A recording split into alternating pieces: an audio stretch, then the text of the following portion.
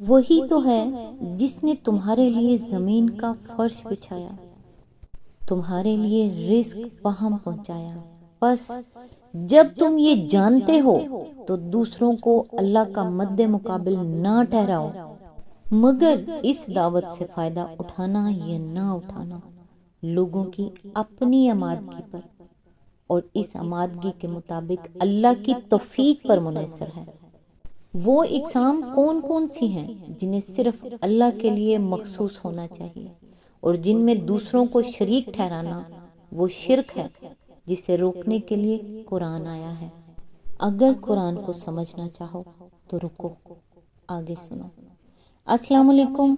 آج انشاءاللہ سورہ بقرہ کی آیت نمبر 21 سے سٹارٹ کروں گی۔ اس کا ترجمہ اور تفسیر تفہیم القرآن سے بیان کریں گے جو اہل سنت جماعت کے لیے ہے۔ آج کی آیات ہمیں زندگی کی سادہ مگر گہری حقیقتیں سمجھاتی ہیں۔ یہ وہ مقام ہے جہاں اللہ انسان کو مثالوں کے ذریعے سمجھاتا ہے تاکہ وہ غور کرے۔ اللہ حکم دیتا ہے صرف اسی کی عبادت کرو، اور وہی ہے جس نے زمین کو تمہارے لیے بچھونا بنایا، آسمان سے پانی اتارا، پھر اس پانی سے رزق اگایا، پھل پیدا کیے تاکہ انسان سوچے۔ پھر اللہ مثال دیتا ہے چھوٹی سی مخلوق کی جسے مچھر۔ اب کچھ لوگ اس مثال کو سمجھ کر ہدایت پا لیتے ہیں اور کچھ اس پر اعتراض کر کے گمراہ ہو جاتے ہیں، اور کچھ لوگ اللہ کے عہد کو مضبوطی کے بعد توڑ دیتے ہیں۔ اعوذ باللہ من الشیطان الرجیم، بسم اللہ الرحمن الرحیم۔ حاشیہ نمبر 21۔ لوگوں، بندگی اختیار کرو اپنے اس رب کی جو تمہارا اور تم سے پہلے لوگ ہو گزرے ہیں، ان سب کا خالق ہے۔ تمہارے بچنے کی توقع اسی صورت سے ہو سکتی ہے۔ حاشیہ نمبر 22۔ اس کی تفسیر ہے حاشیہ نمبر 21۔ اگرچہ قرآن کی دعوت تمام انسانوں کے لیے عام ہے، مگر اس دعوت سے فائدہ اٹھانا یا نہ اٹھانا لوگوں کی اپنی آمادگی پر اور اس آمادگی کے مطابق اللہ کی توفیق پر منحصر ہے۔ لہٰذا پہلے انسانوں کے درمیان فرق کر کے واضح کر دیا گیا کہ کس قسم کے لوگ اس کتاب کی رہنمائی سے فائدہ اٹھا سکتے ہیں اور کس قسم کے نہیں اٹھا سکتے۔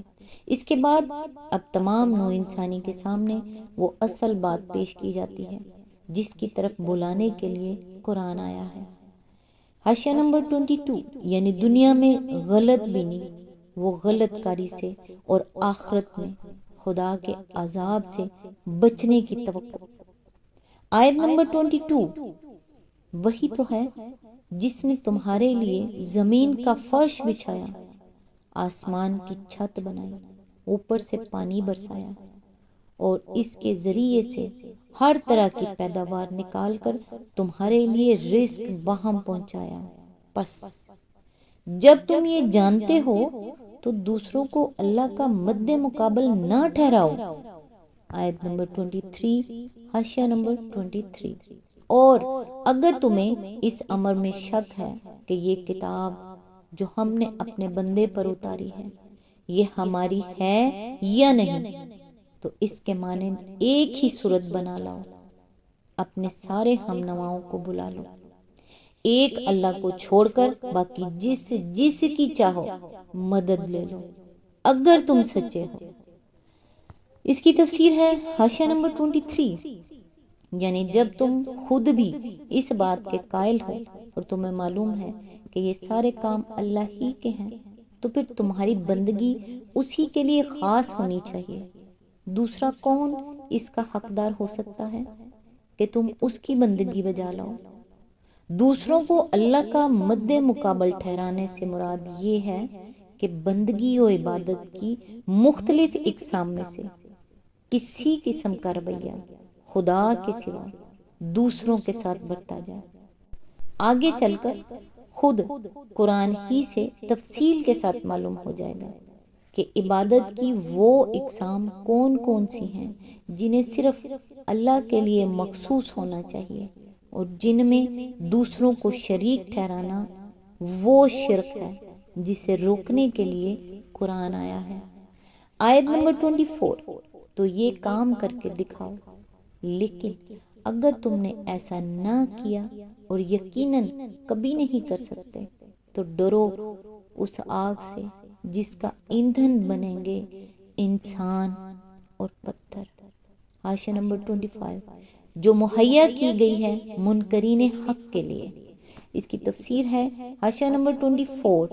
اس سے پہلے مکے میں کئی بار یہ چیلنج دیا جا چکا تھا کہ اگر تم اس قرآن کو انسان کی تصنیف سمجھتے ہو تو اس کے مانند کوئی کلام تصنیف کر کے دکھاؤ۔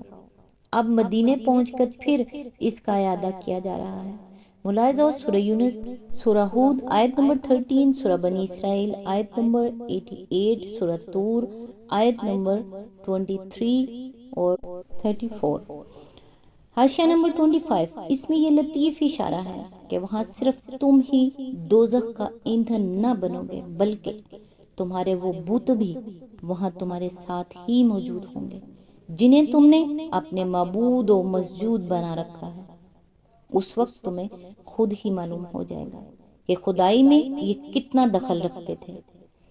آیت نمبر 25، حاشیہ نمبر 26، اور اے پیغمبر جو لوگ اس کتاب پر ایمان لے آئیں اور اس کے مطابق اپنے عمل درست کر لیں، انہیں خوشخبری دے دو کہ ان کے لیے ایسے باغ ہیں جن کے نیچے نہریں بہتی ہوں گی۔ ان باغوں کے پھل صورت میں دنیا کے پھلوں سے ملتے جلتے ہوں گے۔ جب کوئی پھل انہیں کھانے کو دیا جائے گا تو وہ کہیں گے کہ ایسے ہی پھل اس سے پہلے دنیا میں ہم کو دیے جاتے تھے۔ ان کے لیے وہاں پاکیزہ بیویاں ہوں گی۔ حاشیہ نمبر 27، وہ وہاں ہمیشہ رہیں گے۔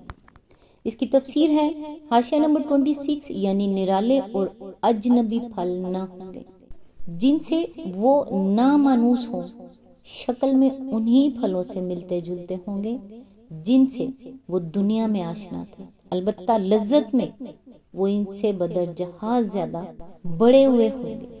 دیکھنے میں مثلا آم اور انار اور سنترے ہی ہوں گے۔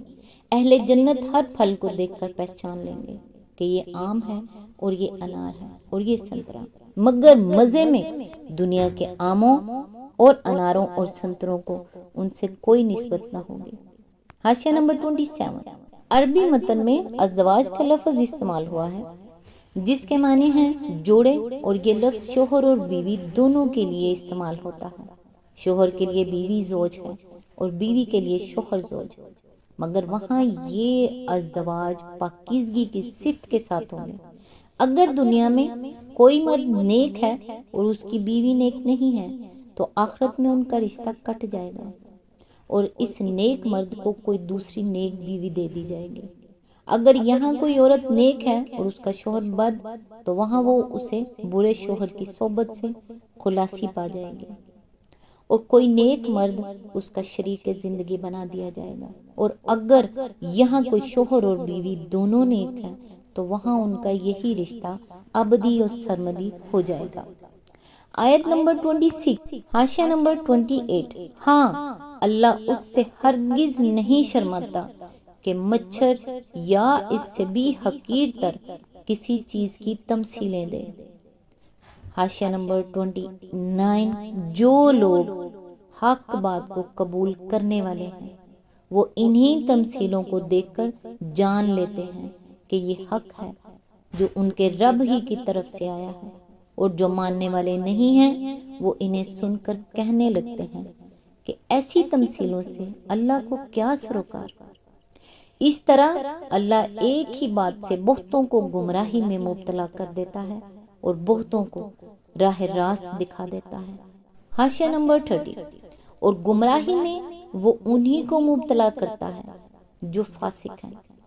اس کی تفسیر ہے حاشیہ نمبر 28، یہاں ایک اعتراض کا ذکر کیے بغیر اس کا جواب دیا گیا ہے۔ قرآن میں متعدد مقامات پر توضیح مدعا کے لیے مکڑی، مکھی، مچھر وغیرہ کی جو تمثیلیں دی گئی ہیں ان پر مخالفین کو اعتراض تھا کہ یہ کیسا کلام الہی ہے جس میں ایسی حقیر چیزوں کی تمثیلیں ہیں۔ وہ کہتے تھے کہ اگر یہ خدا کا کلام ہوتا تو اس میں یہ فضولیات نہ ہوتی۔ حاشیہ نمبر 29، یعنی جو لوگ بات کو سمجھنا نہیں چاہتے، حقیقت کی جستجو ہی نہیں رکھتے، ان کی نگاہیں تو بس ظاہری الفاظ میں اٹک کر رہ جاتی ہیں، اور وہ ان چیزوں سے الٹے نتائج نکال کر حق سے اور زیادہ دور چلے جاتے ہیں، برعکس اس کے جو خود حقیقت کے طالب ہیں اور صحیح بصیرت رکھتے ہیں۔ ان کو انہی باتوں میں حکمت کے جوہر نظر آتے ہیں، اور ان کا دل گواہی دیتا ہے کہ ایسی حکیمانہ باتیں اللہ ہی کی طرف سے ہو سکتی ہیں۔ حاشیہ نمبر 30، فاسق، نافرمان، اطاعت کی حد سے نکل جانے والا۔ آیت نمبر 27، حاشیہ نمبر 31، اللہ کے عہد کو مضبوط باندھ لینے کے بعد توڑ دیتے ہیں۔ حاشیہ نمبر 32، اللہ نے جسے جوڑنے کا حکم دیا ہے اسے کاٹتے ہیں۔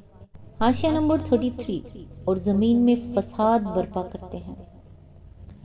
حقیقت میں یہ لوگ نقصان اٹھانے والے ہیں۔